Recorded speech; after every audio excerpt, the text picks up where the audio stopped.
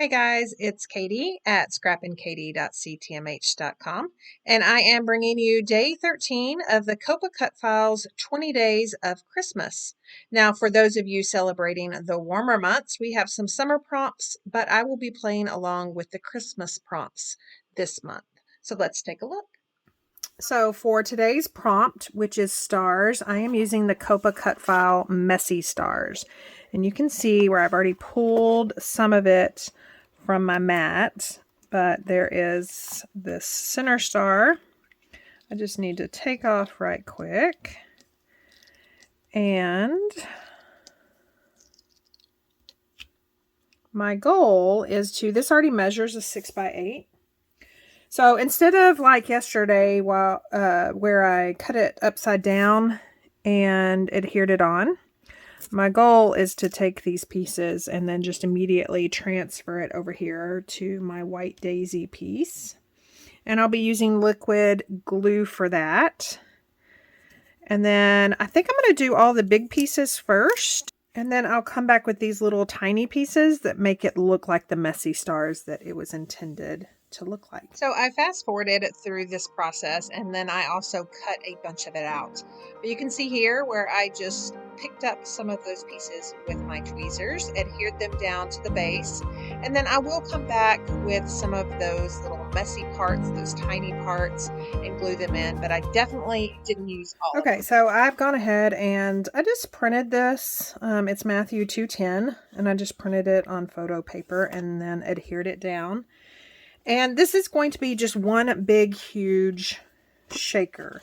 But instead of adding an acetate to this and then putting it in my memory protector, I'm just going to utilize my memory protector as the acetate. So I've got this double stick tape. This is what I call tear tape.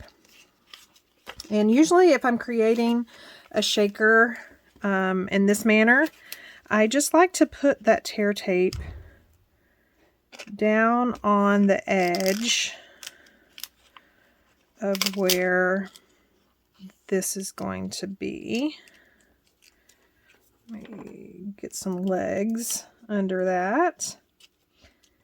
And then I will put the layout in, and then we can add all the little shakers and the goodies, which I just have a whole bunch of different sequins, acrylic shapes. I even have some candy cane shaker things that I got at Michael's, I believe. And really, you just want to make sure that it goes as close to the edge as possible, the seam of your memory protector, so nothing can fall out. So again, before I peel that backing off, I have to cut that down just a little bit so the backing can actually stick to the memory protector instead of the layout. Okay, so I've trimmed that down about 1/8 of an inch on each side. That way my photo will still be centered. And got some places sticking on my memory protector from those messy stars. So see how that's going to stick to the memory protector. And then this is where I can put some of these fun acrylic shapes. Let's go ahead and add some stars. And then of course we can do the sequins. Like I said before, you know, shaker layouts, they're not as popular as shaker cards, because aside from just flipping your layout, you know, to see the next one, there's not a whole lot of interaction. It's not like you're going to pick up the entire layout and shake it, or the entire album. And I don't want a whole lot, you know, it wouldn't be cool if it was just full. But I just want enough just so you can kind of see what's going on.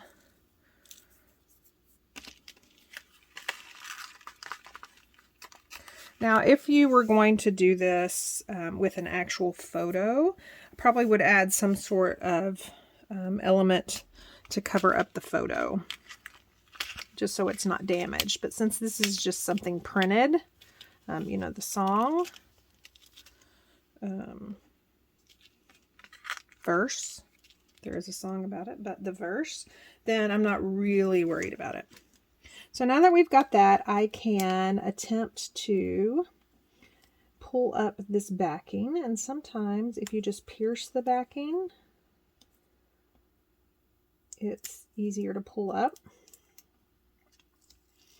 So I'm going to pull up all the way, and then we're going to kind of let that fall naturally, and then we can really adhere it down.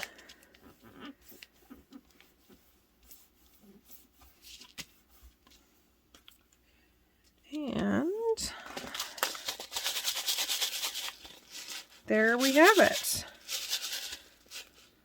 And so on the back side of this, if I'm going to incorporate the back side, I can actually adhere a flip flap onto here. And so that would be the layout, because of course you can't open this back up and put it in there. So I'm going to take my bone folder and just really make sure that this is adhered. Now, if you don't like seeing this tape, I mean, you'd have to really look to see it. If you don't like seeing that, you definitely could add some sort of border over here. Other than that, isn't that just a fun, interactive layout for your album? I will leave links down below to any of the products that I used, as well as links to all the other people playing along.